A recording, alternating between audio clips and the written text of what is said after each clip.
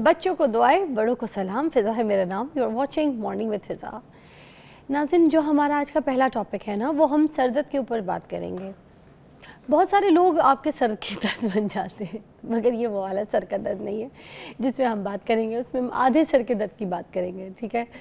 ये आधे सर का दर्द होता क्यों है, रीज़न्स क्या क्या होती हैं इसके पीछे, कि कोई डाइट की वजह से ऐसी कोई हमारे सिचुएशंस हो जाती हैं। इसके पीछे पता है आपको, पता है एक पैटर्न होते हैं। आपको ये बात मैं थोड़ा समझाती फिरूँ कि जिन लोगों को दर्द होता है उनके ना कुछ स्पेसिफिक चीज़ें होती हैं जिसकी वजह से उनको ये दर्द शुरू होता है। ये कुछ हो सकता है कि शायद एलर्जी भी हो, कोई ऐसी स्पेसिफिक जिसकी वजह से आधे सर का दर्द शुरू होता है। अब जिनको ये सर का दर्द हो गया है, आम जो पेन किलर्स हैं जो बाज़ार में मिलती हैं, वो खा खा के अब उनको उससे भी जो है ना आराम नहीं मिलता।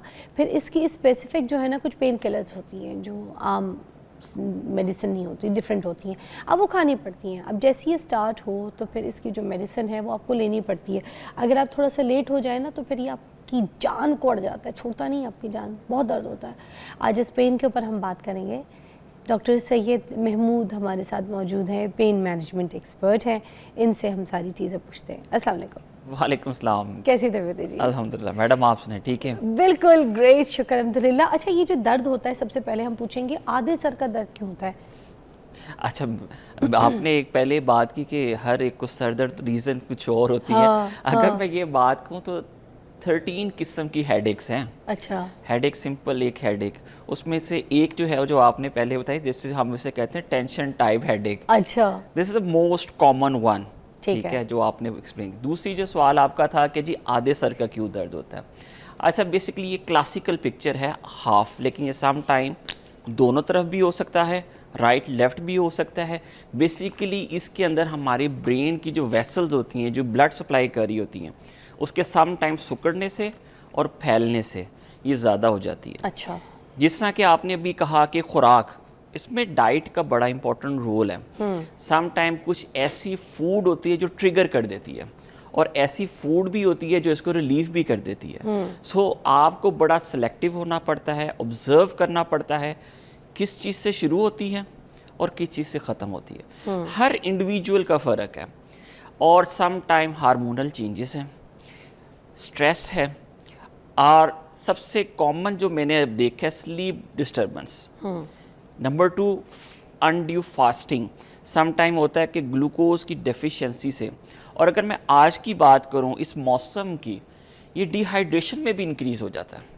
So it's very important. जैसे आजकल काफ़ी गर्मी पड़ रही है, तो ORS, फ्लूइड इनटेक आपको फ़ौरन रिलीफ कर देगा। अच्छा, एक और वजह से भी सर में दर्द बहुत ज़्यादा होता है, जब आप अगर इंडोर इन्वायरमेंट बैठ जाए वहाँ पे जहाँ पे कमरे वगैरह बंद हो, कुछ ऑफिसेज वगैरह में भी जहाँ पे बस सिर्फ एसी चल रहा हो, कमरा बंद हो और आप बस अपने कमरे में बैठे हो, तो रोज़ की जो रूटीन बंद कमरे की है ना, उसमें भी सर का दर्द होता है, आधे सर का। मैं 100% आपसे एग्री करता हूँ।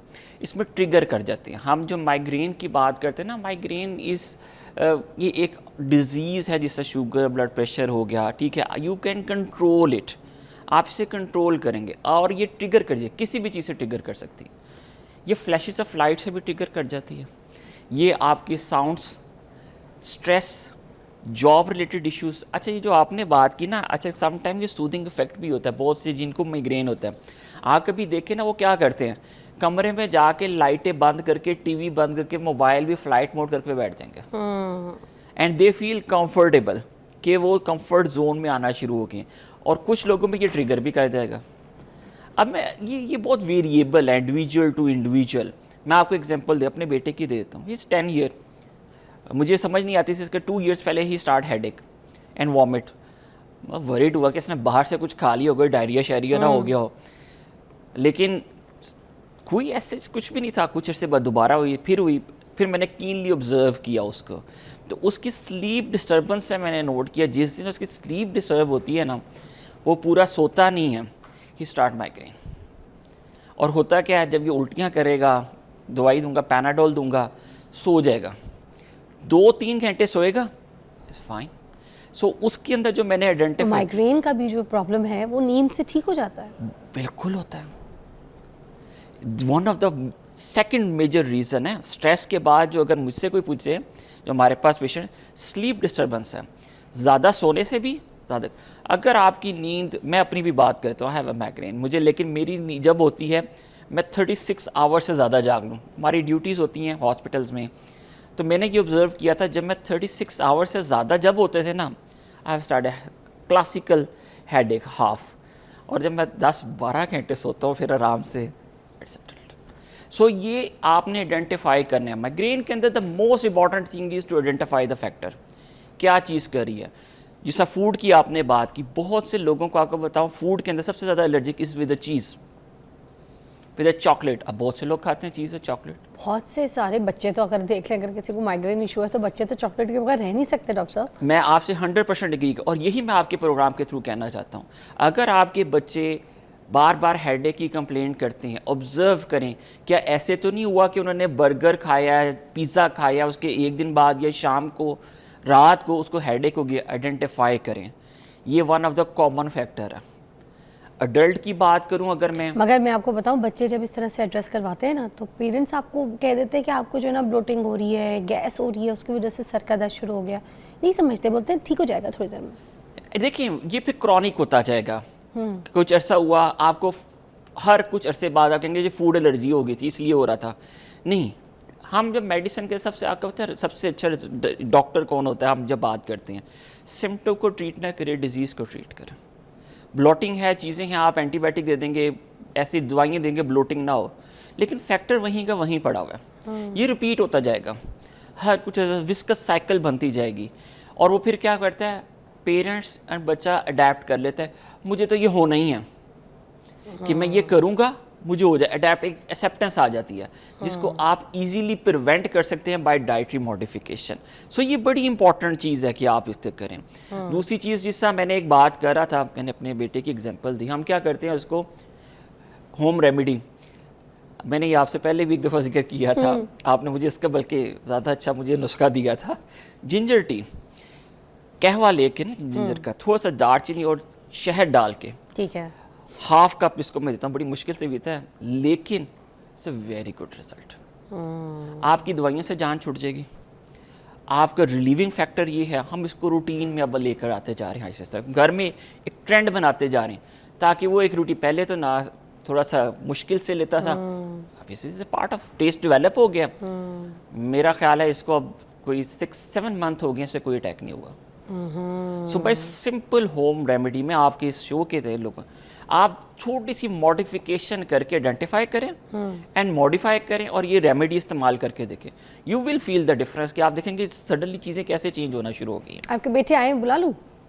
As you wish. अच्छा जी, एक ब्रेक लेंगे, ब्रेक के बाद हम बेटे को भी बुलाएंगे और बच्चों का भी सिम्टम हम आपको यहाँ पे पूछ के बताएंगे। जब उनको आधे सर का दर्द होता है तो वो क्या रिएक्ट करते हैं, क्या फील करते हैं, क्योंकि हमारे पास तो उनके आज बेटे भी मौजूद हैं और एचिसोनियन है, बड़े गुड लुकिंग से, मिलवाते हैं। आइए ब्रेक के बाद।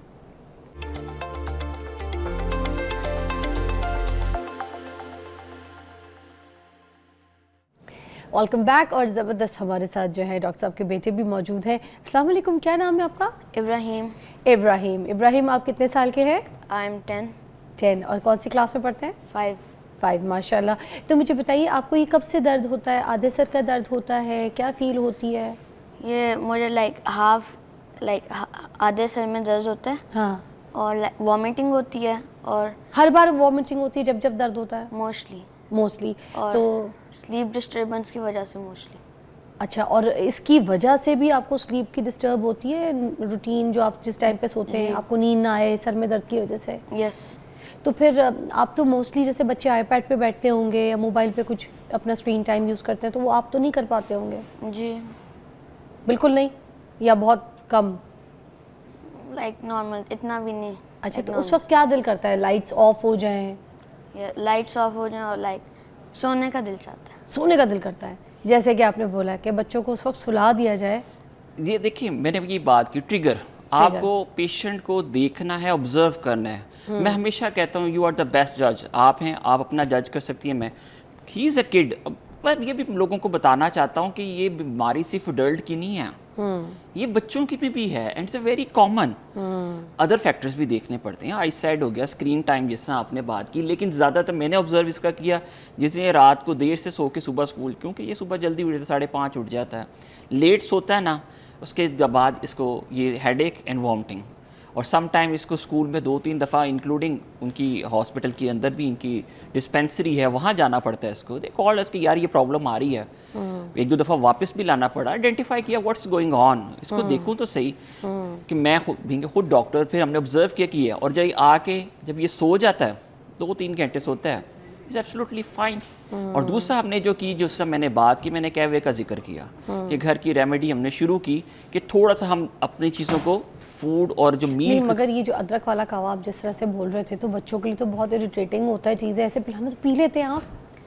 पहले बहुत लाइक इरिटेट होता था, लेकिन अब पी लेता हूँ। अब सुकून आता है उसको पीने के बाद? वाकई चेंजेस होती है बॉडी में? रिलीफ होता है। ओके। और अगर जैसे गाड़ी में जा रहे हो, ड्राइव पे जा रहे हो, सामने से कोई हेडलाइट्स मार रहा हो रास्ते में रात के टाइम पे, स्पेशली आंखों को लगे, तब भी सर में दर्द होता है ना? यस। और कितने घंटे तक रहता है ये आपको? Like- चिड़चिड़े होते हैं? थोड़ा सा लाइक अगर कहवा पी लिया ना, तो उसके बाद मैं थोड़ी देर सो जाता हूँ और उठता हूँ तो ठीक होता है।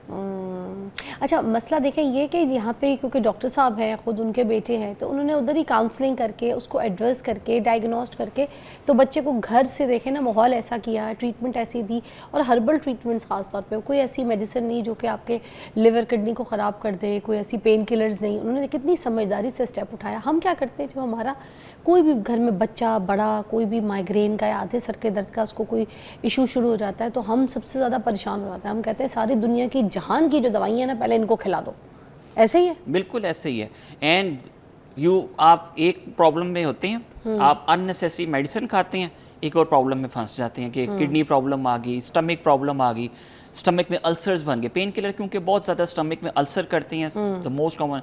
उसके बाद और लॉन्ग टर्म लेते हैं तो किडनी को मुतासिर करते हैं और हार्ट ब्लड प्रेशर भी इससे राइज करता तो है। आप इनको कोई नहीं देते? कोई नहीं। मेडिसिन कुछ नहीं? अच्छा। बहुत हो सिर्फ पैनाडोल दे दी हाँ। एंड होम रेमेडी ट्राई में फर्स्ट स्टेप।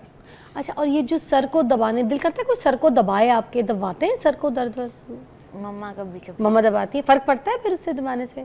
माथे छू लेती है तो फ़र्क पड़ जाता है तो अल्लाह ताला ने ऐसी शिफा दी। मगर वैसे सर दबाने से ठीक होता है? बिल्कुल। मसाज देखें, जब हेडेक होता है ना, उसके बाद ये आपके मसल्स हैं, ये सारे स्ट्रेस में चले जाए, तनाव में चले जाएं, आप फील के टाइटनेस। तो जब आप मसाज करते हैं विद ऑयल कर लें, चाहे कुछ जेल्स भी आती हैं जिस मुख्तलिफ फार्मास्यूटिकल की आती हैं, सो डेफिनेटली रिलीफ मिलता है। लेकिन मैं ज़्यादातर पेशेंट को एडवाइस ऑलिव ऑयल का करता हूँ एंड मसाज। जो हेड जस्ट लाइक दिस और बैक, ये अगर नेक के मसल का आप मसाज करें। इनको बताइएगा कहाँ किस जगह पे बता रहे हैं आप इनको? देखिए, आपने एक तो जस्ट आप अपने हाथ से इसका मसाज कर सकते हैं, आईब्रोज के upper head. Yes. And number 2, this is the region जहाँ पे आपके आर्च बन रही है, नेक के पीछे। यस, नेक के। ये सारा जो है it will def relieve your headache, क्योंकि हमारे सारे मसल्स तनाव खिंचाव इसके अंदर से।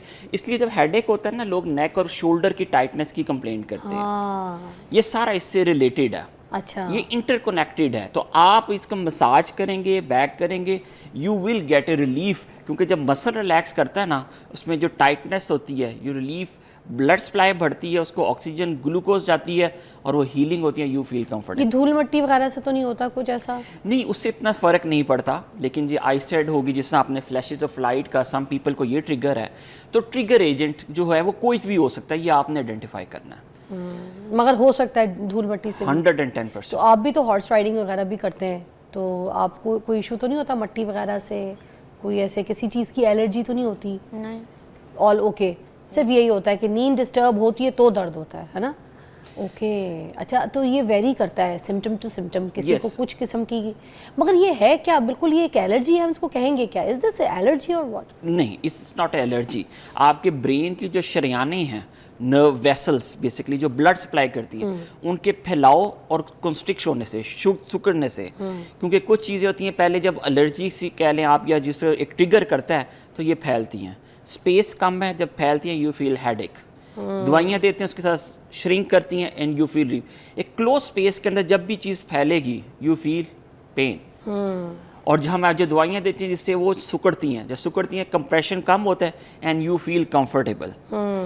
अच्छा, जिस तरह आजकल एक फैशन मैं कहूँगा, एक मैग्नीशियम की टैबलेट्स, अगर अक्सर आपने सुना होगा, लोग कहते हैं मैग्नीशियम लें, रात को सोते वक्त भी कहते हैं 40 के बाद तो ज़रूरी शुरू कर दो। कोई मेरी दोस्त यहाँ आके बैठ जाती तो मुझे फ़ौरन कहती है कि भाई शुरू कर दो। आई डू एग्री, देखिए उसका रोल है। नहीं, ज़रूरत है हर एक को मैग्नीशियम की जो हम बात करते नहीं, हैं, unnecessary बच्चों के है। लिए भी बात करते हैं कि मैग्नीशियम इज़ इम्पॉर्टेंट, क्योंकि पट्ठों की जो है ना उनकी कमज़ोरियाँ वो ठीक।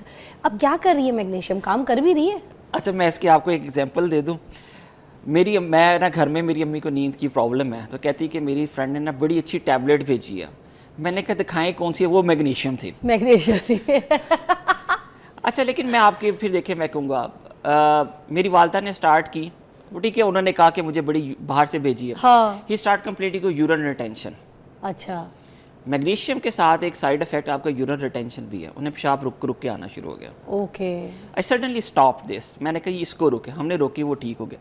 देखिए इस चीज़ को ना मैं लोगों को समझाने की कोशिश करता हूँ। एक चीज़ शायद आपके लिए बहुत अच्छी होगी, मेरे लिए भी अच्छी, शायद इसके लिए अच्छी ना हो। हम इंडिविजुअल डिफरेंट है, ये वेरिएशन होगी।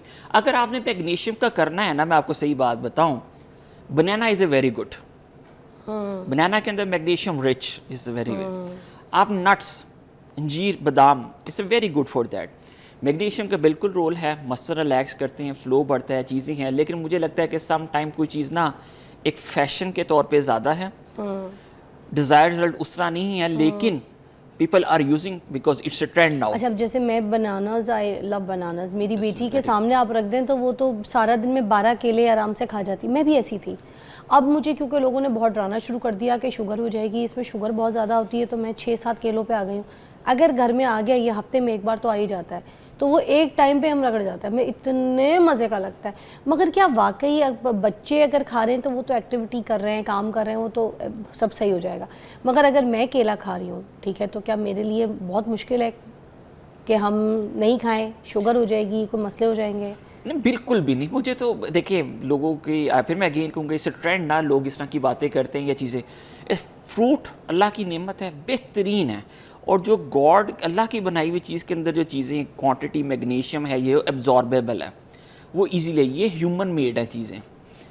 देखिए एक इंसान की बनाई हुई चीज़ है, एक अल्लाह की बनाई हुई चीज़ में कैसे क्या सेम हो सकती है? क्या बात है, बिल्कुल सही कह रहे हैं आप। It's a very good diet. मैं आपको को बनाना बेहतरीन है। हम इसको अगर एक स्टडी, हम जिस तरह डॉक्टरी की ज़बान में भाषा स्टडी करके, आपकी बेटी खाती है ना, आफ्टर 5 इयर्स बाद एक आम इंडिविजुअल जो बनाना नहीं खाता उसको कंपेयर करके देख लीजिएगा, IQ लेवल चेक करिएगा, हेल्थ देखिएगा, हाइट देखिएगा, कंप्रेशन देखिएगा, एंड सेम विद योरसेल्फ। ऐसे बंदे से कंपेयर करके देख लें 4-5 महीने, जो अच्छी डाइट बनाना ही ले लेता हूँ, बनाना लेते हैं, और जो नहीं लेते, आप कुछ अर्से बाद देखिएगा कितने फ़र्क है। तो ये बिल्कुल ऐसा नहीं है। जो शुगर की अननेसेसरी बात करते हैं, देखें हम शुगर, इसके बगैर लाइफ पॉसिबल नहीं है। ब्रेन ग्लूकोज लेता है, उसके बगैर नहीं होता। जिस तरह शुगर पेशेंट, शुगर कम हो गया, अनकॉन्शियस हो गया, ये इट्स अ बैलेंस बेसिकली। जो अभी हम पहले भी बात, आप डाइट के रेफरेंस से बात हम कर रहे थे, इट्स अ बैलेंस है। पहले भी तो लोग खाते थे, अब क्या हो गया? आप कंजप्शन नहीं करते। It's a balance about input and output. Input है, आउटपुट नहीं होता। Exactly. Thank you so much both of you. बहुत अच्छी तरीके से आज एग्जाम्पल के साथ आपने समझाया, अपने घर का मसला समझाया। जब आप अपने घर पे बैठ के डील कर सकते हैं, Yes. डॉक्टर डील कर सकता है, तो उसका मतलब हम भी घर पे अपने आम ट्रीटमेंट से, अपनी आम रूटीन से, सिर्फ थोड़ा सा लाइफस्टाइल चेंज करके हम अपने बच्चों को भी नॉर्मल कर सकते हैं। तो माइग्रेन हो, आधे सर का दर्द हो, उसको आप अपने घर से ठीक कर सकते हैं, ना कि आप अपनी बहुत सारी दवाइयों से। ये एग्जाम्पल थी। आई होप आपको समझ आए। ब्रेक के बाद मिलते हैं।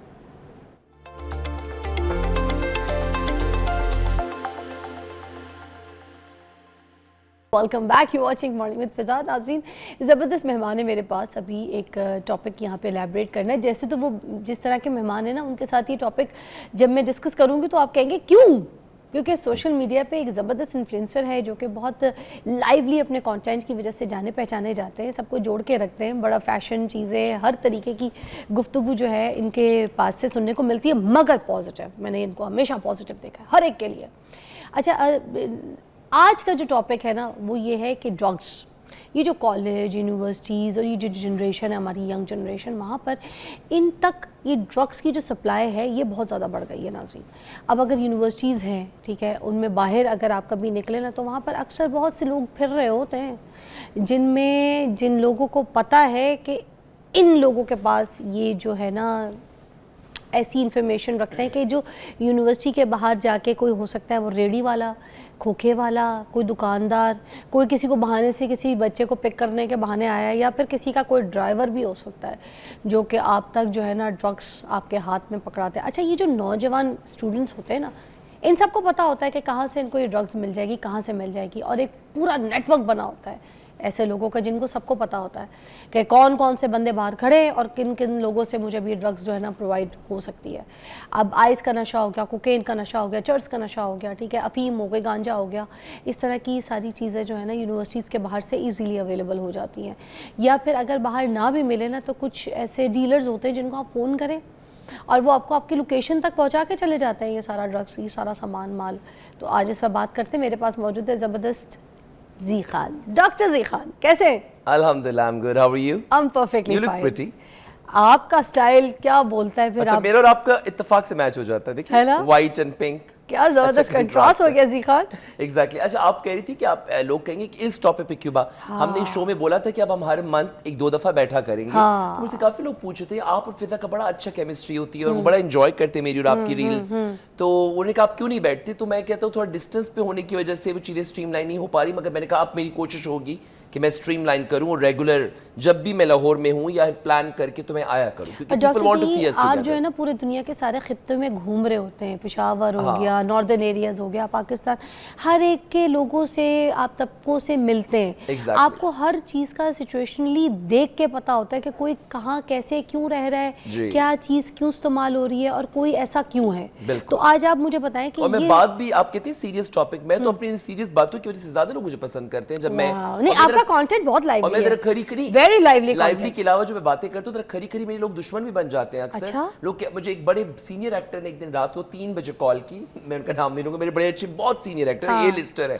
तो बड़े अच्छे फ्रेंड है मेरे। उन्होंने कहा कि जी तुम इतना बोलते हो तो फिर तुमने इंडस्ट्री में, of course you are a main stream line, अब तुम हो तो तुम्हारी फिर दुश्मनियां ज्यादा बन जाएंगी। मैंने कहा मैं सच बोले बगैर नहीं रह सकता, I can not take hypocrisy, मैं बड़ा तो मैं बोल लेता हूँ। ये सच्चाई तो आपको आज यहाँ पे लेके बिठाई है, ठीक है ना? नो शक, कोई शक Today I'm with Fiza Ali, the beautiful Fiza Ali. Thank you.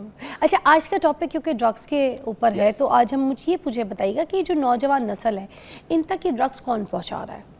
देखिए, ड्रग्स पे आपने बात की, मेरे अंदर बहुत मवाद भरा हुआ है और बहुत गुस्सा है इस चीज़ को लेके। जो ड्रग्स हैं, स्कूल और कॉलेजेस की आपने बात की, एक रिसेंटली, बल्कि रिसेंटली नहीं, 2019 से पहले 18-17 की बात है, मैं एक स्कूल में गया, वहाँ पे डीजे कांते का कॉन्सर्ट था, केपीके की बात मैं कर रहा हूँ। आई मीन नीस भी जापानीज है, तो मेरा उसके बीच में 3 इयर्स का गैप है, तो उनका मेडिकल आई थिंक सो हो रहा था, मेरा कंप्लीट हो चुका। एंड बैक स्टेज पे जहाँ पे सब लोग नाच गा रहे कर रहे होते, तो she came to me and she, हमारा 3 इयर्स का गैप है, स्टिल शी कॉल्ड मी चाचू, वो अब जापान में है। तो मैंने कहा चाचू ये क्या हो रहा है? पिल्स हो रही हैं और क्या कहते हैं वो ड्रिंक्स हो रही हैं, तो मैं हैरान हूँ कि ये कौन से स्कूल के स्टूडेंट्स थे और हम कौन से स्कूल के स्टूडेंट्स थे। तो उनको हम बहुत अनकूल लगते थे, उनको मतलब उनको लगा ये बड़े बोरिंग से लोग हैं, अनकूल से लोग हैं। तो उन लोगों को मैं बताना चाहता हूँ कि हम अनकूल नहीं है, हम सक्सेसफुल हैं, आप लोग अनकूल हैं, हम आपको नशेड़ी बोलते हैं, आप नशेड़ी हैं।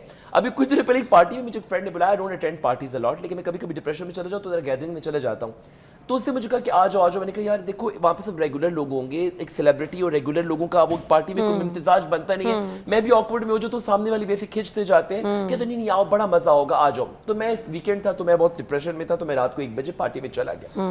मैं जब उस बेसमेंट में उतरा तो मैंने कहा ये मैं कहाँ आ गया हूँ, ना तो वो न्यूयॉर्क की पार्टी थी, वो तो मुझे कोई बनारस की न्यूयॉर्क वाली पार्टी लग रही थी। अच्छा। और सब मुझे कहते सर पिल ले ले पिल ले ले पिल ले ले। मैंने कहा कौन पिल सी ले पिल? ले? वो डांसिंग पिल्स हैं आजकल। अच्छा, उसको पिल कहते हैं, Ecstasy, गोलियां जो ecstasy, हाँ। तो वो दीवार पिल- के आगे डांस करते रहो, चश्मा लगा के अंधेरे में पागलों की पसीने तरह। छूट रहे। मैंने वो कहा यार वाली मैंने, की, मैंने अच्छा। बालों का इतना अच्छा ब्लो ड्राई किया। मैंने कहा मैं यहाँ पे शो ऑफ करने आया था।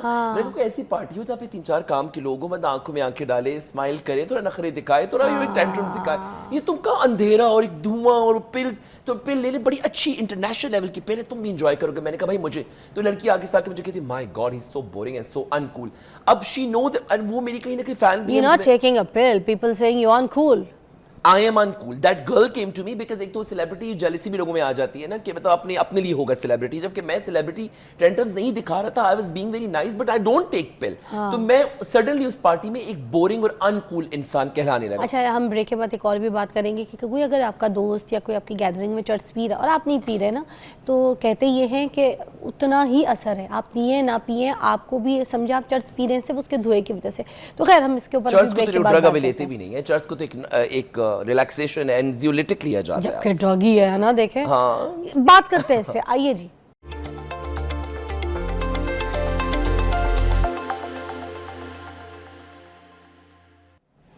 Welcome back, you watching morning with Fiza. हमारा टॉपिक है आज कि ये जो ड्रग्स में बच्चे पड़ जाते हैं, ये किस तरह से पड़ जाते हैं, कौन ड्रग सप्लाई करता है, कौन देता है और कौन ये लत में इस तरह से मुब्तला कर देता है। डॉक्टर जी खान, मुझे ये बताइएगा कि ये कैसे ड्रग्स की एडिक्शन लगती कैसे है? देखिए, शुरू में लोग जो है ना out of pleasure, peer pressure for looking cool start कर देते हैं। तो आपके ब्रेन में न्यूरॉन्स होते हैं और न्यूरॉन्स जो है वो एक केमिकल यूज करते हैं, न्यूरोट्रांसमीटर। तो अगर आप जब वो चीज़ छोड़ते हैं तो वो न्यूरोट्रांसमीटर जो वो आपकी जो बॉडी की जो आपकी वो फिजिकल अडेप्टेबिलिटी होती है न्यूरॉन्स की, वो रहती है। तो विथड्रॉल सिम्टम्स आपको होते हैं, आपके मूड स्विंग्स होते हैं, लॉस ऑफ इंटरेस्ट होता है, आपकी एंजाइटी जो होती है, तो you want it more. This is how this addiction happens. मैंने आपको बोला लोग कूल लगने के लिए चीज शुरू करते हैं, तो आपकी जारी बात आपकी बॉडी जो है अडेप्टेबिलिटी करती है, न्यूरॉन्स होते हैं ब्रेन्स में, वो फिजिकल अडेप्टेबिलिटी करते हैं, न्यूरोट्रांसमीटर यूज करते हैं, तो they want more and this is how addiction starts. अब पाकिस्तान में ड्रग्स इतनी इजीली अवेलेबल कैसे होती है? तो ऑब्वियसली आई टोल्ड यू, सिर्फ पाकिस्तान में, दुनिया के हर मुल्क में ये माफिया है। चाहे ब्राज़ील की आप बात करें, ब्राज़ील बड़ा है, एम्स्टरडेम में तो खुलेआम चर्च मिलती है, वहाँ पे तो लॉ में चर्च बुरी है ही नहीं, वो तो एक नॉर्मल स्मोक के तौर पे यूज़ की जाती है हशीश, राइट। तो पाकिस्तान में एक तो अफगान बॉर्डर्स यहाँ से बड़ा, प्लस इंडिया का समवेयर भी बड़ा रोल है। पाकिस्तान की हर चीज़ में तबाही में कहीं ना कहीं इंडिया का ज़रूर रोल है। You got my point. Through Afghan borders, different border से ये चीज़ें यहाँ पर आती हैं और फिर वो लोगों तक सप्लाई होती हैं। फिर ऑब्वियसली लोग पैसा कमाने के लिए, हमारे अपने अंदर भी तो ऐसे लोग हैं जो गद्दार हैं, जो ये नहीं सोचते कि हमारे जैसे जापान जैसे मुल्कों में अगर आप जाएं तो वो लोग कोई भी काम करने से पहले मुल्क का सोचते हैं कि इस चीज़ से हमारा मुल्क, यहाँ पे लोग नहीं सोचते, अपने बिजनेस को देखते हैं। अच्छा, बड़ी मजे की स्टोरी आपको सुनाऊं। मैं एक प्राइवेट हॉस्पिटल, अभी तो मैं गवर्नमेंट ऑफिसर हूं अल्हम्दुलिल्लाह, मैं एक प्राइवेट हॉस्पिटल, मेरी कुछ एक टेम्पररी जॉब थी।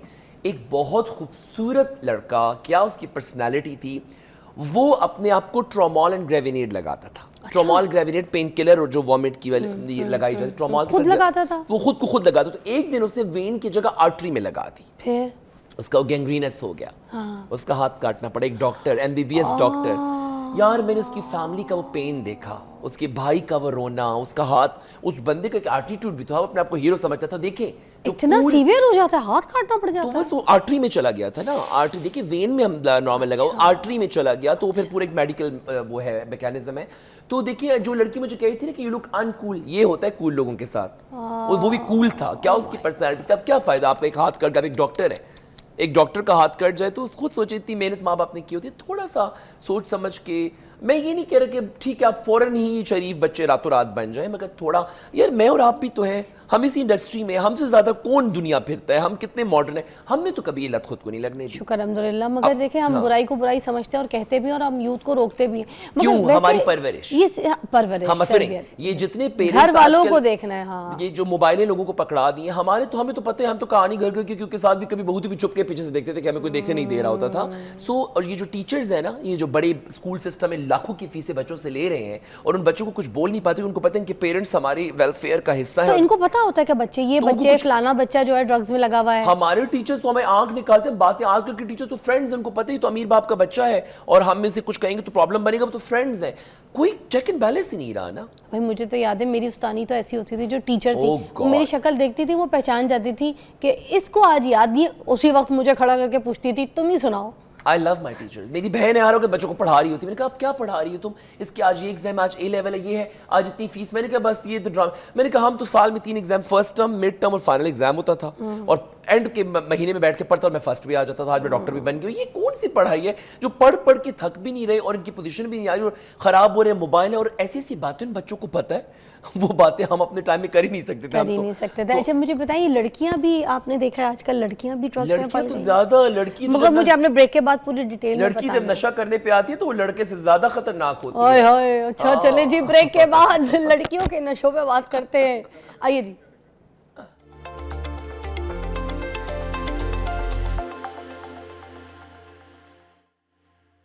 Welcome back, you watching morning with Fiza. Doctor जी खान हमारे साथ मौजूद हैं और हम ड्रग्स के हवाले से भी अवेयरनेस प्रोग्राम यहाँ पर कर रहे हैं। मुझे बताइएगा कि लड़कियाँ भी ड्रग्स में बहुत देखी जा रही हैं अभी, और ये फैशन समझ के भी कर रही हैं, तो अभी हमारी कौन कौन सी ऐसी लड़कियाँ जो आपको लगता है कि अभी वो हमारी कौन रुक सी, जाएं? आप पॉपुलर ऐसी फेसेस चीज़ों की में? बात कर रही हैं? एनीबडी जो आपको लगता है कि जिनको अभी ड्रग्स की लाइन में जो है पकड़ी गई हैं, जैसे पिंकी एंड ऑल, और जिनका नाम मुलव्वस है। पिंकी, अब कोई देखिए ऐसे? एक मैं बात तो पिंकी का नाम लेके हम उसको ज्यादा सेलिब्रिटी नहीं बना सकते। कोई इतना अच्छा काम नहीं किया कि हम उसको इतना नहीं, हीरोइन बना दें। नाउजुबिल्लाह, सेलिब्रिटी तो कभी भी नहीं, वो उसको- बन गई है इन 2 दिनों में। लोग बड़ा, हाँ वो कुछ ज्यादा ही उसकी तारीफें हो रही, मैं हैरान हूँ। अच्छा, और मुझे एक बात बताएं, कल रात को मैं एक रील देख रही थी जिसपे लोग कह रहे थे कि इससे पहले कि इस कंटेंट को इंडिया उठाए, प्लीज आप उठा के इस पिंकी कैरेक्टर के ऊपर ड्रामा करें। Oh, really? ठीक है, व्हाट डू यू मीन यार, आपको क्या चाहिए? आप क्या, किस तरह इसकी एंटरटेनमेंट है? पार्टी ट्रेंड्स के बारे में भी बात कीजिएगा कभी। अब क्योंकि देखे ना, मैं भी कुछ पॉडकास्ट मैंने अभी किए भी रिसेंटली, कुछ ऐसी बच्चियों को भी बुलाया, लड़कियों को बुलाया जो कि मॉडलिंग भी कर रही हैं, टीवी पे काम भी कर रही हैं, मगर पार्टीज़ कर रही हैं। वो पार्टीज़ जहाँ पे ड्रग्स पकड़ी जाती है, वो पार्टीज़ जहाँ पे कोकेने पकड़ी जाती हैं, वहाँ पे ये बच्चियों का क्या काम है? मुझे तो ये समझ नहीं देखिए, आता। पार्टीज करना कोई बुरी बात नहीं है। हम घरों में जब शादियां होती है तो शादी भी तो एक पार्टी होती है ना, सब नाच रहे हैं, गा रहे हैं, आप करें पार्टीज, लड़के लड़कियां आपस में। हमारा शो खत्म होता है, हम आफ्टर पार्टी करते हैं। आफ्टर पार्टी करते, पार्टी में अब कॉलेज यूनिवर्सिटी में लड़के लड़कियां पार्टी नहीं आफ्टर करते, पार्टी करते हैं। पार्टी, लेकिन अब उस पार्टी में और ईद मिलन पार्टी तक होती है स्कूल में, कॉलेज में। पार्टी, हाँ पार्टीज करना कोई इशू नहीं है। ठीक है, मैं मानता हूँ अब दौर बदल गया, 100% बिल्कुल वो बाबा आदम के जमाने की बातें और नहीं ये तो कर। शुरू में होता था, मैं तो अपने टाइम की बात बता रही हूँ आपको। ईद मिलन पार्टी तो तब होती थी। पार्टी 70s और 80s का पाकिस्तान कितना मॉडर्न था। आप फिर बताएं। क्लब्स होते थे कराची में, लेकिन ये कि ये अब जो पार्टी थी, ये पार्टीज नहीं, ये तो उड़ता पंजाब टाइप कुछ चीज हो रही है। अच्छा। वो शराबी मैं शराबी वाला चीज हो रहा है। हाँ। तो दिस इज नॉट एक्सेप्टेबल। लोग कहेंगे ये बहुत ज्यादा सेन बन रही है, तो मैं इसलिए सेन बन रहा हूँ कि मैं ये चीज नहीं करता। मैं इस चीज को गलत इसलिए बोल रहा हूँ कि मैं खुद नहीं करता, राइट? तो पार्टीज इज नॉट बैड, लेकिन एक फिल्टर होना चाहिए कि किस लेवल पे आप पार्टी कर रहे हैं, यू नो। और ऐसी ऐसी ड्रेसिंग करके, ऐसे ऐसे कपड़े पहन के लड़कियां ड्रग्स लेके, मजे की हर बात, मैं किस्म दुबई का में नशा था, मैं लेके। दुबई में था अलरिका रोड के ऊपर। अच्छा। रात को 3 बजे जब क्लब्स बंद होते हैं तो सारे के सारे अलरिका रोड पे जमा हो जाते हैं। अच्छा। हर लेवल का आपको वहाँ पे युगांडा के भी नजर आएंगे, तो न्यूयॉर्कर्स भी नजर आएंगे, और स्पेशली वीकेंड, वहाँ थर्सडे को वीकेंड होता था, अब मेरे ख्याल में सैटरडे को कर दिया उन लोगों ने। तो वहाँ लड़कियाँ आके बैठी कि आप बड़े प्यारे हैं, आप तो शॉर्ट्स पहने हैं, आपकी स्किन बड़ी अच्छी है, आप तो हमसे भी ज़्यादा क्यूट लग रहे हैं, ये एंड ऑल दैट ना। थोड़ी पुरानी बात है। तो मैंने कहा आप कहाँ से? I am from Pakistan. किसी आई एम फ्रॉम इंडिया। तो मैंने कहा आप यहाँ कह रही हैं, हम 3 महीने का वीज़ा लगा के यहाँ पे आती हैं, 3 महीने यहाँ पे क्लबों में नाच के, ये करके वो करके, ये कमा के, फिर 3 महीने बाद एग्जिट लेती हैं, फिर दोबारा आ जाती हैं। और उसमें लड़कियाँ कौन थी? प्रॉपर पुख्तून पठान फैमिलीज़ की, पंजाब फैमिलीज़ की। मैंने कहा रियली? मैं उनको देख के मतलब मुझे डर सा लगता था। मैंने कहा ये क्या हो रहा है? उनके पेरेंट्स को पता होता है? तो जारी बात है, 3 महीने की एक लड़की अगर दुबई से रहने आ रही हो, मिर्ची क्लब में और कवाली क्लब में, आपको तो फिर दुबई के सारे क्लब्स के नाम तो पता ही होंगे। हाँ, तो जहाँ पे एंट्री क्यों दी जाती है, कैसे दी जाती है, लड़कों को फ्री नहीं दी जाती, लड़कियों को फ्री दे दी जाती है, क्योंकि लड़कियाँ वहाँ पे होंगी तो लड़के भी आएंगे। तो दुबई में तो आधा पाकिस्तान तो आपको दुबई में मिलेगा। पाकिस्तान से बच्चियां इस तरह से? ओ गॉड, मैंने कहा हम बच्चे हैं, बहुत शरीफ हैं, मुझे कभी कभी अपना बहुत अनकूल लगता है उनके सामने। उनको, उनकी नज़र में ये सब कूल है, मगर आई थिंक सो अगर वो इतने कूल होते तो फिर आज यहाँ होते। तो आपको लगता है कि आजकल जैसे लड़कियां भी बहुत ड्रग्स में पड़ गई हैं, वो भी मजीद लड़कों को भी ड्रग्स में डाल रही हैं? ये मैं नहीं कह सकता, हो सकता है लड़कों ने लड़कियों को डाला हो। पाकिस्तानी लड़की शायद थोड़ी सी उसमें एक है, एक हेजिटेशन होती है, स्टार्ट में भी लड़के से ही होता होगा।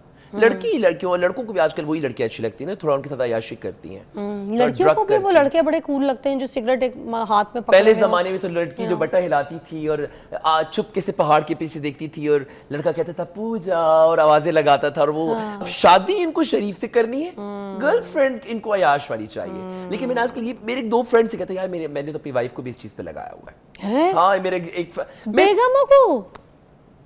अच्छा।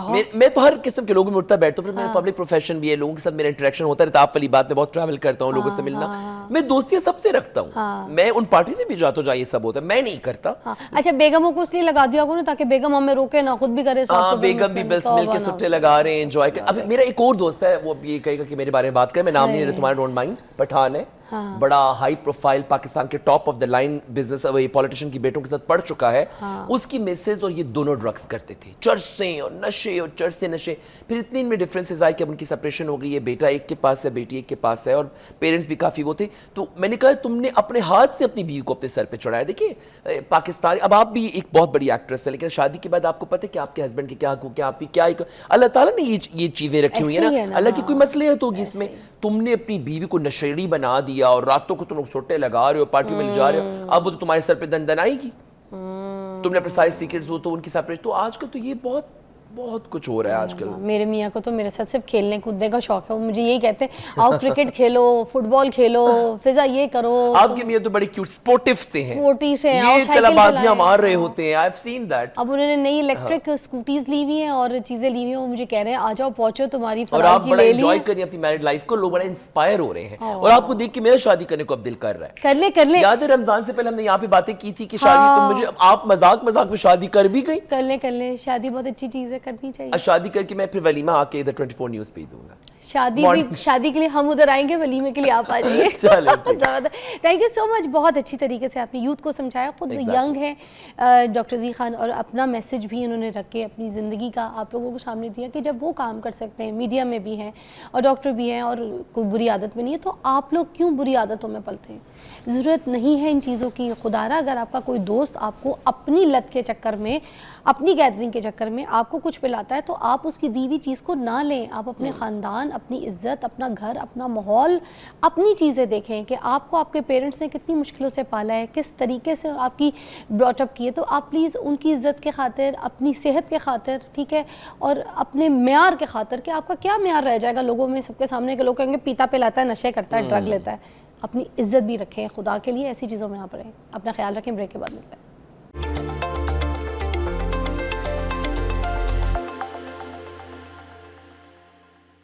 Welcome back, you watching morning with Fiza. नाज़रीन, अभी हम एक ऐसे मसले के ऊपर बात करने जा रही हूँ जिसमें 40 साल की उम्र के बाद तकरीबन हर दूसरा मर्द और औरत जो है वो उसकी शिकायत करता है। किसी को घुटनों में दर्द हो जाता है, किसी की कमर में तकलीफ़ हो जाती है, किसी के जोड़ जो हैं वो जवाब देना शुरू कर देते हैं। अक्सर लोग ये भी कहते हैं ना कि जैसे उम्र हो गई है तो अब जो है ये तो होना ही है।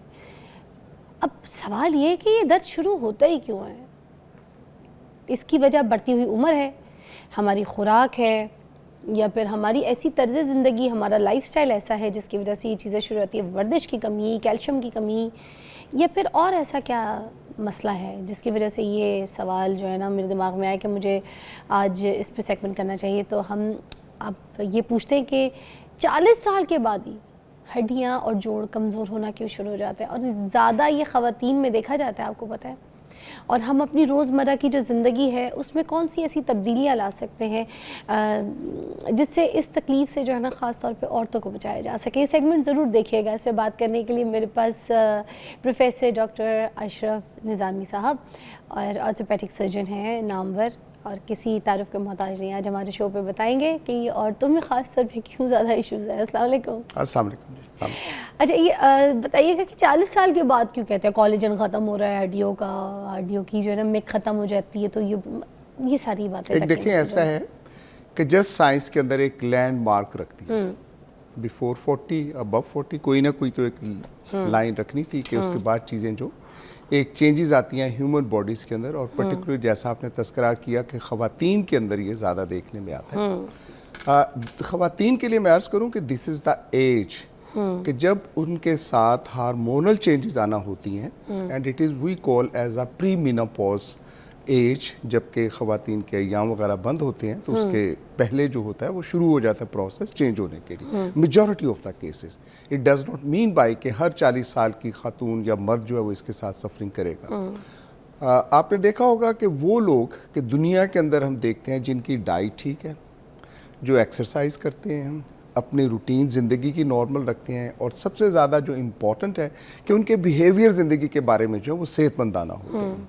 ये नहीं कि हमें गुआंढ इचवी लड़ाई पे ही है तो अपने आप को मसले में बना लिया, डिप्रेशन का शिकार रहे, एंग्जाइटी का शिकार रहे, तो उन लोगों के अंदर जितनी भी बीमारी होती है ये ज़्यादा उनके ऊपर इफेक्ट करती है। I call it as a disease in a way, although कि जैसे कि आपने तो फरमाया कि इट इज़ द आउटकम, लेकिन मैं समझता हूँ it is not only outcome. और लफ्ज़ एक सुना होगा ऑस्टियोपोरोसिस। ऑस्टियोपोरोसिस हड्डियों का भुरभुरापन। हड्डियों का भुरभुरापन अमूमन जो अभी 40 साल की मेरा ख्याल है कि डेफिनेशन को भी चेंज करना चाहिए कि देयर वाज द टाइम जबकि 45-50 साल का बाबा या अम्मा जी लगती थी, but now you see people, क्योंकि उनकी डाइट अभी बेहतर हो गई है, बाकी सहूलियात ज़िंदगी भी उनकी बेहतर हो गई हैं, तो अब हम देखते हैं कि देहात में और वहाँ जहाँ हार्डशिप्स हैं वहाँ पे तो ऐसा नज़र आता है कि 40-45 साल की खातून जो एक एजड नज़र आना शुरू हो जाती हैं। लेकिन यहाँ रहते हुए लाहौर के अंदर आप देखें, कराची में देखें, इस्लामाबाद में देखें, या मतलब पहाड़ों के अंदर जाके देखें, हमारे जो बसते हैं लोग, उनको अभी आप 40 साल वाले को 40 साल नहीं कह सकते। अब उनके जो शुरू होता है इट इज़ 50 to 60%, 60 जो एज होती है 50-60 साल की, उस वक्त आके जिसको हम 40 साल के ज़िमरे के अंदर लेके आते हैं। अब पेन जो है ना, एक हमने बड़ी इंटरेस्टिंग स्टडी की थी कराची के अंदर। वो स्टडी ये की थी कि अबाउट द ऑस्टियोपोरोसिस, कि बच्चियों के अंदर ये क्यों होता है।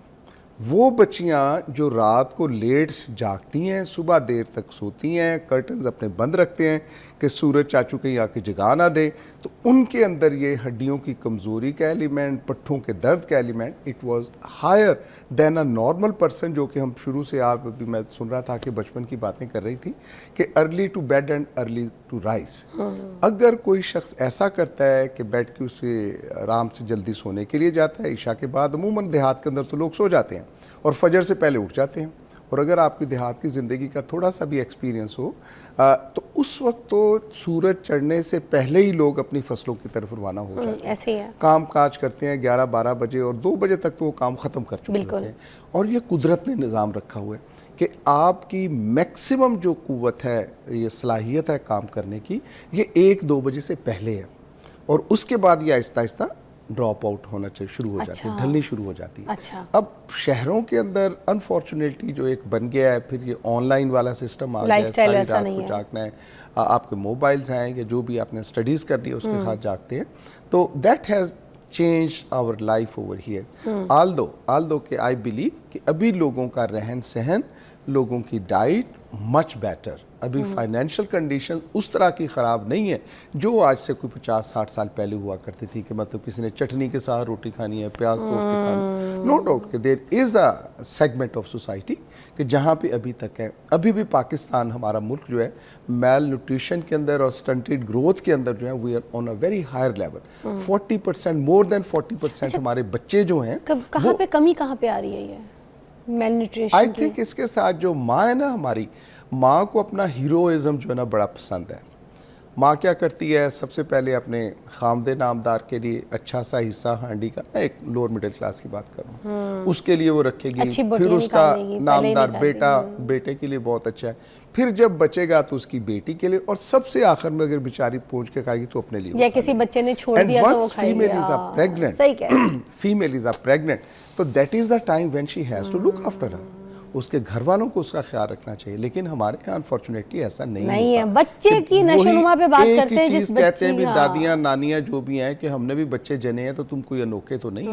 तो I think this is the concept where के बच्चा ही जो है बेचारा मेल न्यूट्रिशन का शिकार हो जाता है, क्योंकि माँ उस तरह से डाइट नहीं लेती और उसके साथ अच्छा, और मुझे बताइएगा एस्ट्रोजन क्या होता है? कहते हैं एस्ट्रोजन खत्म हो जाए That's बॉडी what का, I तब say. भी इंसान जो है ना, जो मैंने अभी कहा था ना हाँ। कि चेंजेस औरत आना बूढ़ी शुरू हो होना जाती शुरू हो है, जाती है, ऐसे ही है, वो चेंजेस जो आना शुरू हो जाती है ना, दैट्स व्हाट इट इज। तो ये औरत को टेस्ट करवाने चाहिए अपने एस्ट्रोजन वगैरह के, इसके पता साथ होना टेस्ट चाहिए करनी लेवल है, क्या, टेस्ट मेडिसिन से ठीक हो सकते हैं। मिजाजन कभी लोगों को टेस्ट के चक्कर में नहीं डालता। अच्छा। Once you have a good healthy style, okay. आपको एक एक्सपेंस नहीं है, आपका लाइफस्टाइल ठीक है, तो अल्लाह अल्लाह खैर तो लोग सलाह। तो कहते हैं हर बाकी 6 ये- महीने की फाइल बनाओ, टेस्ट कराया करो, पता होना पर्सन चाहिए। हु इज अ डिजीज, जिसके साथ कोई ना कोई बीमारी आम है, बंदे को नहीं कोई है। प्रॉब्लम है, उसके साथ आके 50-60 प्लस आपको आम बंदे को नहीं एनुअल नहीं, आम बंदे के देखिए हमारे माशरती जो मसाइल है उनको मद्देनज़र ज़रूर रखना चाहिए। रूटीन के अंदर तो हर साल के अंदर हर शख्स को अपने टेस्ट करवाने चाहिए, वो भले बच्चा हो, बड़ा हो, बूढ़ा हो, साल जवान के। हो, whosoever, एक साल के अंदर कम से कम एक हेल्दी इंडिविजुअल को ठीक। अपने टेस्ट जरूर करवाने ठीक चाहिए। है। ब्रेस्ट कैंसर का बहुत ज़्यादा प्रॉब्लम हमारे यहाँ आ रहा है,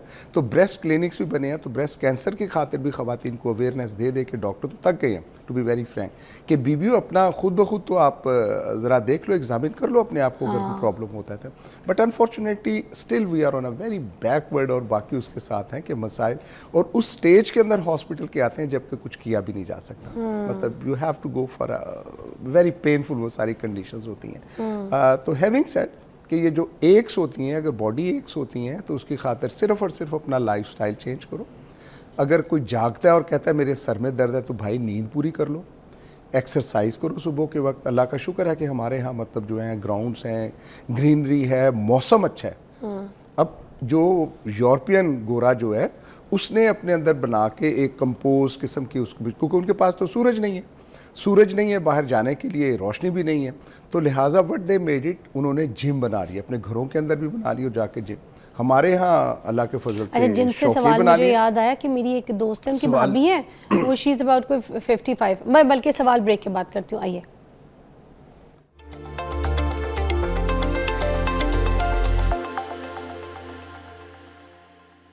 वेलकम बैक। और हम यहाँ पर ये जो जोड़ आपके कमज़ोर हो जाते हैं, आपकी हड्डियाँ कमज़ोर हो जाती हैं, उसके हिसाब से बात कर रहे हैं, उनकी आपके दर्दों के क्यों हिसाब भाई? से भी। जी, नाज़रीन को कह रही है आपके क्यों? आपके मेरे क्योंकि है नहीं, अल्लाह का शुक्र, मुझे किसी चीज़ का कोई दर्द नहीं, अल्लाह का लाख लाख शुक्र है, अल्लाह ताला शुक्र। ओके, खैर मैं ये कही थी, हमारी एक दोस्त है, उनकी भाभी हैं, ठीक है, कोई वो 55 की लग गई हैं मेरे ख्याल से, तो उनको ना सारी ज़िंदगी उन्होंने कोई जिम नहीं की, कभी कोई एक्सरसाइज ऐसे की नहीं, वो वैसे फिट थी, मगर जैसे ही अब 50 के बाद उन्होंने वेट बढ़ाना शुरू किया अपना, तो वो बड़ी डिप्रेशन में चली गई कि भाई मैं वैसी नहीं लग रही, मैं वैसी यंग नहीं लग रही है। वो 50 तक वो यंग ही लगी, 50 के बाद जब अब 55 उनको चढ़ा है ना, तो फिर अब उनको हड्डियों में तकलीफ़, ये सब कुछ शुरू हो गई। उन्होंने कहा कि मुझे तो, मैं घर बैठी थी, मुझे कोई तकलीफ़ नहीं हो रही थी, हाँ मुझे मोटापा तकलीफ़ दे रहा था, मगर मुझे हड्डियों की कोई तकलीफ़ नहीं थी। तो वो 6 महीने से ना उनकी अब जोड़ों में तकलीफ़, क्योंकि वो ट्रेडमिल बहुत ज़्यादा, जो उनकी इंस्ट्रक्टर है वो करवाती है उनको जिम में, तो मैं ये सोच रही थी कि शायद उनको जो ट्रेडमिल कर रही हैं ये बहुत ज़्यादा, स्क्वाट कर रही हैं, जंपिंग वाले बटरफ्लाई जंप्स और ये वो, शायद इसकी वजह से उनको हड्डियों में, घुटनों में तकलीफ शुरू हो गई है। वरना 55 में मोस्टली, मतलब मेरी अम्मी को तो कोई घुटनों में दर्द नहीं था, मेरी अम्मी को कोई हड्डियों में दर्द नहीं था, 8 बच्चे पैदा किए थे अम्मी ने। तो मैं ये कहती हूँ कि ये ज़रूरी तो नहीं है कि जो है, लेकिन ये आपका बता मोटापा- दें, आपके 8 बच्चे पैदा करना ये इसेंशियल नहीं है। देखने वाले ये ना समझें कि हड्डियों की मजबूती के लिए ज़रूरी है कि कम से कम 8 बच्चे पैदा करें। हाँ, मगर वो It is लकी not है, बस good। अम्मी खाती पीती थी, मैं डाइट एक कोई नहीं आपसे शेयर करती थी। करता हूँ ये एक जिनका आपने तस्करा किया है कि मोटापा या हेल्दीपन, मोटापा कहना और उसकी वजह लगता से थोड़ा जिम सा, गई हैं बस बेचारी। दोनों ही चीज़ें इसमें मैटर करती हैं। अच्छा, if a person is healthy, overweight, अगर ओवरवेट है तो अननेसेसरली उसके साथ कोई पंगा नहीं करना चाहिए। वो अब आपकी They should जितनी have। होंगी, कोई अब इतना कोई इसके वेट लिए है जो एक उनका। हमारे यहाँ कॉन्सेप्ट है ना कि सिर्फ एक्सरसाइज या जिम ज्वाइन करने से ही वजन को कम किया जा सकता है या कंट्रोल किया जा सकता है, ये टोटली गलत है। ये ऐसा नहीं है। The diet, your routine habits, उनको दुरुस्त करने की खातिर एक मेटाबॉलिज्म है। अब मेटाबॉलिज्म के अंदर आके कोई बंदा पानी भी पीता है तो उस बेचारे को मोटा होना शुरू हो जाता है। हाथी है, घास खाता है, तो हाथी को देखो कितना बड़ा हो जाता है। So there are certain genetically जो चीज़ें होती हैं। शेर है, क्या कुछ खाता है, लेकिन सूखा जाए तो पूरा बकरा खा जाता है। देखो ना, मतलब दे आर नॉट। तो एक इट सेल्फ मोटापा जो है आपको डायबिटीज़ दे सकता है, हाइपरटेंशन दे सकता है, साइकोलॉजिकल प्रॉब्लम दे सकता है, जिसका मैं अभी अर्ज कर रहा था। एंग्जाइटी और डिप्रेशन जो है मोस्टली जो लोग हेल्दी होते हैं, जिसको मोटापा कह देते हैं या मोटा कह देते हैं, उसके साथ है। Coming back to your friends aunty और बड़ी बहन जो भी थी, तो उनके लिए अर्ज ये है कि एक्सरसाइज एक लिमिटेड स्टाइल के साथ करनी चाहिए। ओवरवेट नंबर 1, और प्लस अपने घुटनों के ऊपर गैर ज़रूरी बोझ डालना, यकीनी तौर पे वहाँ पे फिर डिस्ट्रक्शन शुरू होगी। जो स्पोर्ट्समैन हैं, स्पोर्ट्समैन जो हैवी स्पोर्ट्स करते हैं, I speak about the ice hockey, उसके अंदर बहुत ज़्यादा जोर लगता है। बैले डांसर्स जो हैं, उनके साथ वो टोज़ के साथ चलते हैं, उनके पाँव के मसाइल होते हैं और नी के ऊपर भी उनका मसला होता है। द रीज़न बीइंग कि स्पोर्ट्समैन जो है ओवर यूज़ करता है अपने घुटनों को, और उन घुटनों के ऊपर जो प्रेशर्स आते हैं दैट क्रिएट्स द ऑस्टियोआर्थराइटिस, और प्लस उसके साथ जो फिर मेडिकल जो प्रॉब्लम है वो शुरू हो जाते हैं। तो जस्ट ऑन योर तो ज़्यादा चलने से भी तो घुटने इस्तेमाल हो रहे हैं। अभी देखे ना, अब walk के ट्रेडमिल लिए पे एक चल बंदा रहे हैं, अब उससे भी तो healthy घुटने है, इस्तेमाल अब हो रहे हैं। तो नमाज के लिए प्रॉब्लम आती है ना फिर। नमाज जो पढ़ते हैं लोग, और उनका एक ही बीवियों या जेंट्स का यही प्रॉब्लम होता है कि डॉक्टर साहब हमने नमाज वैसे ही पढ़नी है जैसे, वाह अब मस्जिद में जाए तो ऐसे लगता है कि आप चर्च के अंदर आना शुरू हो रहे हो। कुर्सियाँ इतनी तादाद में बढ़ती जा रही हैं, भले वक्तों में तो कुर्सी का कॉन्सेप्ट ही नहीं था कि कुर्सी आपने देखी होगी, अब तो एंड मस्जिदों नाउ में यू गो टू कुर्सियां, सही मसाजिद, कह आप रहे तो हैं, नहीं जाती बिल्कुल। होंगी, लेकिन मस्जिद के अंदर जाएं तो आपको बड़ी लाइन नजर आती है जो सही कि कह कुर्सियों रहे की हैं पड़ी होती है। That is turning into looks like give a church feel के वहाँ पे लोग जो बैठे होते हैं। तो ये घुटने के ऊपर जो प्रेशर आता है और इस हेल्दीपन की वजह से, जब तक आपका मुआलिज आपको नहीं कहता, it is not the physiotherapist या जिम वाले किसी भी बाबे ने वहाँ पे या मैडम ने वहाँ पे कह दे ये करो और बस आपके साथ ही, हर बंदे के लिए हर चीज़ ठीक नहीं है। हर बंदे के लिए जब तक आप उसको फिजिकली देखते नहीं है, उसको मेडिकली चेकअप नहीं करते, उस वक्त तक मैं समझता हूँ कि आपको कतई तौर पे भी ये जिम और हैवी जिम, अब वॉक करने की खातिर एक होती है ब्रिस्क वॉक। अब अगर ब्रिस्क वॉक करोगे और इस एज के अंदर शुरू कर रहे हो जबकि आपकी 50-60 साल उम्र हो रही है, तो यकीनी तौर पे वहाँ पे आपको फिर मसाइल पैदा होंगे। उसके लिए ऐसे हजरात के लिए विच आई यूज टू से इन माई प्रैक्टिस कि आप वॉक करें, उस वक्त तक वॉक करें जबकि you don't have a pain, कि अगर दर्द नहीं होती है आप वॉक तसल्ली से कर सकते हैं, बिल्कुल कीजिएगा। जहां आप 2 किलोमीटर तक चलते हैं वहां पे आप 3 किलोमीटर चलें। अगर आप नॉर्मल वॉक कर रहे हैं, इतना सा होना चाहिए कि आप स्वेट कर लो। जब आप स्वेटिंग हो जाती है, दैट मीन बाय कि आपने एक्सरसाइज को पूरी कर ली है। ठीक है। लेकिन अगर ब्रिस्क वॉक करेगा मेरे जैसा बंदा, कि मतलब देयर वाज द टाइम जब हमने रीजनेबली सर्जरीज की, सुबह जाना शाम तक मतलब करना, and it was a passion. 4-5 घंटे की सिर्फ स्लीप था and that was enough for me. लेकिन अब उम्र के तकाजे के साथ साथ जाते हुए मैं वैसा नहीं हो सकता जैसा आज से मैं 30 साल या 40 साल पहले था। So there is a time, उस टाइम के साथ, और हर इंडिविजुअल कुदरत एक की शक्ल दूसरे से नहीं मिलती। अगर एक की शक्ल दूसरे से नहीं मिलती तो हड्डियों का जो स्ट्रक्चर भी है ये भी कुछ स्टैंडर्डाइज किस्म का नहीं है उसके साथ ही। One has to look into whole body, अपने आप को देखना चाहिए क्या मैं कर सकता हूँ, और उसको जो मशवरा दे सकता है ये सिर्फ और सिर्फ एक डॉक्टर है। और अगर हड्डियों की खातिर कहें तो that is the only orthopaedic surgeon जो कि आपको वाइज किस्म का बता सकता है कि आपको ब्रेक के बाद आपने मुझे बताना है लाइकवाइज कि अगर साइकिलिंग करें, cycling is the best, swimming is the best. तो साइकिलिंग में भी तो घुटनों का इस्तेमाल हो रहा है, ऐसे ऐसे जब साइकिल कर रहे हैं वो तो डायरेक्ट इसके ऊपर बनता नहीं ना, पट्टे मजबूत होते हैं। अच्छा, डायरेक्ट इस पे जोर नहीं पड़ता। इस पे जोर नहीं पड़ता। ठीक है, हम ब्रेक लेते हैं, ब्रेक के बाद ज्वाइन करते हैं आपको दोबारा। आपने हमें ये बताना है कि बस कोई ऐसी चीज़ कि आपके पास जाना ही ना पड़े, ऑर्थोपेडिक कभी ज़रूरत ही ना पड़े हमें किसी इलाज की, किसी डॉक्टर की, किसी सर्जन की, इन्हीं से पूछेंगे ब्रेक के बाद।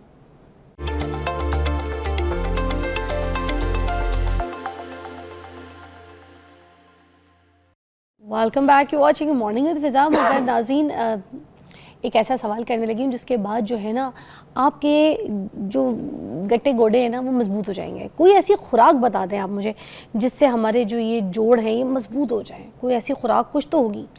देखें, सिर्फ खुराक नहीं होती है। लाइकवाइज अगर गुजरांवाले से पूछो कहेगा जी पाए खाओ, अंदरून वाले से को वो साथ में कुलचे भी कहेगा। So it does not mean by कि आपकी डाइट उसके साथ ही सारा अमल करता है। इसके लिए जो मेन चीज़ है, मेन चीज़ आपका लाइफस्टाइल है और एक्सरसाइज है जो कि आप करते हो, तो उसको ये सेफ रखती है। नो डाउट कि डाइट का एक रोल है, डाइट के अंदर जिसके अंदर कैल्शियम भी हो, विटामिन्स भी हों, और हेल्दी डाइट जिसको कहते हैं जिसमें फैट्स कम हों, प्रोवाइडेड के आपको बॉडी को। अब देखें ना, हम फैट के पीछे पड़ जाते हैं, जी फैट है तो इसको बस निकालो। Fat is very much essential for the body. Fat is one of the essential, जिसने कि जिस्म को कुव्वत मुदाफ़ियत और बहुत सारी चीज़ों को उसने सपोर्ट करना होता है, लेकिन विद इन द लिमिट्स। अच्छा, छोटी सी चीज़ मैं आपसे शेयर भी कर लेती हूँ, शायद आप अगर इसमें कोई गलती होगी तो आप बता दीजिएगा। हो सकता है कभी कभी हम भी कुछ गलती करते हैं और हमें पता नहीं चलता हो। अम्मी हमारी पिलाती थी सारे बच्चों को, खुद भी पीती थी। वो जो जूस वाली हड्डी होती है ना, चूसने वाली जो हड्डी होती है जिसमें रस होता है, तो वो हड्डियाँ लेके उनको सारी रात चढ़ाते हैं, पकाते हैं हल्की आंच में, और अच्छा खासा पानी डाल के उसका जो पूरा सूप बन जाता है, उसकी यखनी बन जाती है, तो वो अम्मी सारे बच्चों को पिलाती थी। ठीक है, तो ये टाइम मतलब महीने में 2 बार हम अच्छी खासी हड्डियाँ लेकर आती हूँ। मैं अभी भी पीती हूँ उसकी यखनी, ठीक है ना, जूस वाली हड्डियाँ जो होती हैं और रस वाली हड्डियाँ, और उसका पूरा अर्क अच्छी तरीके से निकाल के इसकी यखनी बना के बस अदरक लहसुन काली मिर्चें हल्का सा नमक डाल के, तो मैं वो फराल को भी पिलाती हूँ, खुद भी पीती हूँ, और हर महीने 2 बार पीती हूँ। मेरी बहनें भी पीती हैं, हम सब पीते हैं। हमें किसी को जोड़ों का कोई मसला अभी तक हुआ नहीं है, मगर ये भी फैट ही होता है एक तरीके से आप देखा जाए तो। आई थिंक ये जो उसकी कंपोजिशन और बोन के साथ जो मिली हुई चीज़ें होती हैं, यकीनी तौर पे ये बेनिफिशरी हैं। लेकिन एक बात कि अबव 100 अगर आपने टेम्परेचर दे के सब कुछ ही मार दिया तो उसमें बचता क्या होगा। लेकिन हम एक हल्की आंच पे सारी रात psychosomatic भी पकाते हैं, होती है सारी। आपने देखा कि यूरोपियन फूड्स या अरब फूड्स हैं, उनके अंदर कोई ना कोई कंटेंट है जो हैव अ फील। सब्जी खा रहे हैं तो सब्जी का पता चलता है कौन सी क्या ऐसे ही है। है। हमारे यहाँ आप गोश्त बना लें, आलू बना लें, कुछ में आपको नमक मिर्च मसाले ही नजर आएंगे। ऐसे द ही टेस्ट है। Will be the same. ऐसे वो ही किसी मसाले वाली कंपनी का टेस्ट आ सकता है या दूसरी कंपनी का टेस्ट का वो आ सकता है। तो ये जो चीज़ें हैं डाइट के लिए इंडीड इट इज़ इम्पॉर्टेंट। अंडा, दूध, मछली, ये इसेंशियल्स हैं जो कि बच्चियों के लिए और बच्चों को भी ये खिलाने चाहिए। एक हमारा कॉन्सेप्ट है ना जी, अंडा है तो गर्म होता है, अंडा तो नहीं खाना चाहिए गर्मियों के अंदर। Whereas it is not true. अंडा ज़रूरी खिलाना चाहिए बच्चों को, दूध का गिलास ज़रूर पिलाना चाहिए। ये क्वेश्चन है जी कौन सा दूध का पिलाएं आपको, ये जो ग्वाले वाला या जो दीपालपुर से बन के आता है सर्फ और पाउडर के साथ बना के। तो बेस्ट तो यही है कि जो डब्बे वाला दूध होता है हम तो भाई उसको समझते हैं कि वो बेहतर है। कम से कम कोई ना कोई कंट्रोल तो उसके ऊपर होगा ना। अदरवाइज तो जो खुला हुआ दूध हमारे पास आता है, उस खुले दूध की क्या गारंटी, क्या जमानत होती है कि वो कैसा और क्या चीज़ है। नहीं, अडल्ट्रेशन अगर इस किसी ने कदर अपनी बुरी है खुद की उसके रखी साथ। हुई है, फार्मिंग की हुई है, अपना जानवर रखा है, अच्छा पट्ठा देते हैं उसको, अच्छा चारा देते हैं, सही देते हैं, ठीक है, तो फिर तो वो दूध सही है, अच्छा, फिर वेरी सही है। Interesting, very interesting. फिर उसको आप क्या मतलब मैं- कंपेयर करेंगे डब्बे वाले दूध से और मैं ये अभी वाले आपसे दूध शेयर करता हूँ। यूरोप के अंदर जिसको हम सिविलाइज समझते हैं, और सिविलाइज्ड और यूरोप के अंदर इसलिए ये नहीं है कंपैरिजन कि वो अच्छा रहते हैं या कैसा उनका ज़िंदगी है, क्या कुछ है, not at all. It is the disease burden कि उन लोगों के अंदर बीमारियाँ कौन सी आती हैं, उन बीमारियों के साथ उनकी क्या उन्होंने बेसिक्स ऐसा किया कि जिसको उन्होंने कंट्रोल कर लिया। अगर यूरोप में किसी के घर में गाय भी रखी हुई है ना, तो गाय का दूध भी उसको अलाउ नहीं करते क्या वो पियो। द रीज़न बीइंग कि उसको जो प्रोसेस करके उसके अंदर जो जरासीम होते हैं उन जरासीमों को मारना ज़रूरी होता है। पाकिस्तान 5वां मुल्क है ट्यूबरक्लोसिस के अंदर, and it has been seen कि जब आप गाय का या भैंस का वो जो दूध धोते हैं तो उसके साथ जरसूमे ऐसे होते हैं जो कि आके टीबी और बाकी चीज़ों को बीमारी का बायस बनते हैं। But not going in that debate क्या आया कि कौन सा दूध अच्छा है, डब्बे वाला अच्छा है या कि फ्रेश पीने के लिए, या बकरी का दूध अच्छा है। हमें बचपन के साथ पिलाई बकरी के दूध गए थे क्योंकि समझा जाता था कि बड़ी बकरी का ताकत दूध होती है। हाजमे के लिए भी अच्छा है, बच्चों के लिए ताकत भी टॉलरेट बहुत करते है। हैं। और इसके पीछे था कि दानाई बड़ी अच्छी होती है कि बकरी के दूध वाले बच्चे जो हैं बड़े लायक होते हैं। ऊँटनी का दूध बड़ा भाई पीते हैं सारे लोग। लोग ही बकरियों के दूध पीते हैं, गाय का दूध भी पीते हैं, बाकी भी पीते हैं। अब इंटेलिजेंट बनाने नहीं, की आपने खातिर ऊँटनी का दूध पिया कभी? नहीं, अब मुझे ये ना पूछ ले कभी आपने घोड़ी का दूध पिया है? नहीं नहीं नहीं, वो तो बहुत ही अलग बात है। आपने नहीं ऊँट- नहीं, इट ऊँट- इज नॉट। ऊँट की किर्गिस्तान यखनी के पिया? अंदर, किर्गिस्तान के अंदर एक खास सीजन के अंदर हाँ, वो बीमारियां का इलाज करते हैं, आंतड़ियों का और मेदे वेदे का। घोड़ी का दूध भी पिलाते हैं। घोड़ी के दूध के साथ। तो आपने Yes, वो और वैसे होता क्या है? हाँ। होता ये है कि एक खास सीजन में जो जड़ी बूटियां उगती हैं उनको वो जाके खाते हैं। हाँ। और उन खाने के साथ जो कुदरत का निज़ाम है कि उनके अंदर तासीर आती है। आपने देखा ना भैंस का और इसके जो गाय के दूध के अंदर अगर उनको बरसीन या ऐसे जो पट्ठे हमारे होते हैं वो अगर खिलाएं तो उनके दूध के अंदर से एक स्मेल स्मेल आना आती शुरू, है। हाँ, इसलिए कहते हैं ना ठीक है? सही पठा नहीं डाला उसका। ठीक है, वो स्मेल आती है। तो लिहाजा वो जो कि दूसरे किस्म का उनको ग़िज़ाइयत दी जाती है, उनका दूध भी टेस्ट वाइज वैसा होता अच्छा। है। इट डज़ नॉट मीन मगर आपने ये ट्राई तो नहीं किया घोड़ी वाला दूध? किसका? घोड़ी का दूध आपने ट्राई किया था? मैंने किया। किया हुआ है। और ऊँटनी का आई दूध? बिन टू दिस किर्गिस्तान, ऐसे जस्ट एक आधा, लेकिन Taste नमकीना wise सा अच्छा है। अजीब सा होता है। जैसे हमारा लस्सी होती है ना, नमक वाली लस्सी, ये घोड़ी का दूध और ऊँटनी का दूध? ऐसी जस्ट एक आधा, ऐसी जस्ट ओके, वो भी फ्लेवर नमकीन ही होता है मेरा से, ख्याल हाँ। है कि कोई और इतनी- कीड़ी कवानी का दूध पिया आपने? कौन सा? कीड़ी कवानी का दूध? किसका? आपने पूरी दुनिया घूमी है, कीड़ी कवानी का दूध? ये क्या होता है मुझे? कीड़ी कीड़ी कीड़ी कीड़ी चींटी कीड़ी चींटियां कीड़े मकोड़े कीड़ी कवानी का दूध। नहीं, मैं आपसे बहुत पीछे हूँ इस तजर्बे में, आपसे बहुत पीछे हूँ इस तजर्बे। अलबत्ता मुर्गी के पाए, आपने कभी पाए का, मुर्गी के पाए का सूप पिया? मैं आपने मुर्गी के पाए का सूप पिया? मुर्गी के पंजों का पिया है। हाँ, पिया ना? अच्छा चले, फिर ये हम दोनों, मैंने भी एक पिया। बार मैं उसकी देख को दम लगा रही थी तो मैंने ढक्कन हटा के उनके पंजों को हैंडशेक भी किया। डॉक्टर साहब बहुत मजा आया, इन्फॉर्मेशन की इन्फॉर्मेशन, थोड़ा सा मज़ा का मज़ा। डॉक्टर साहब के साथ मेरा बड़ा प्यार, बड़ी दोस्ती है, तो हमेशा हम थोड़ा सा फन भी करते हैं। मगर खैर, जिस तरीके से डॉक्टर साहब ने आपको समझाया है, अपनी सेहत का ख़ास ख्याल रखिए, अपने जोड़ों का ख़ास ख्याल रखिए, अपनी हड्डियाँ जो है ना उनको मजबूत रखिए। हम आपको मिलते हैं बहुत जल्द। खुदा हाफिज़।